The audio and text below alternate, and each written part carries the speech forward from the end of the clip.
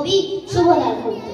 তোমার পাথরে দিয়েছি মালা, এত ফুল তুমি ঢাকা পড়ে গেছো। তুমি পাথর না হলে রাগ করতে। 56 বছর আগেকার মধ্যরাতে এলগিন রোডে 3 তলা ঘরে আলো জ্বলছিল। চাদর গায়ে এক ছায়া মূর্তি, পায়চারি করছিল অবিরাম। বাহিরের রাস্তায় ইংরেজ পুলিশের চর সতর্ক সজাগ চোখে দেখছিল। তার সব সতর্কতাকে তুমি বুদ্ধ বানিয়ে তুমি তখন অন্ধকার চিরে ছুটে চলেছো আলোর পথে। দেশের মানুষ, কাক পক্ষী কেউ টের পায়নি। তুমি চলে যাওয়ার পর 56টা শীত, বর্ষা, গ্রীষ্ম উধাও।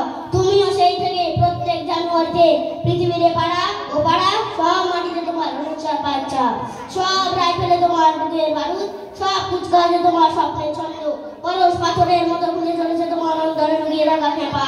তোমার গন্তব্য ছিল স্বাধীনতা, তোমার পথ ছিল স্বাধীনতা, তোমার স্বপ্ন ছিল স্বাধীনতা, তোমার প্রেম ছিল স্বাধীনতা।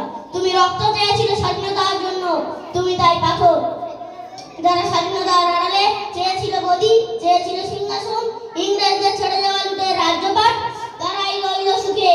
ভারতের টাকায় তাদের সুখ, তোমার নয়। ভারতের অফিসে আদালতে তাদের ছবি, তোমার নয়। নমস্কার।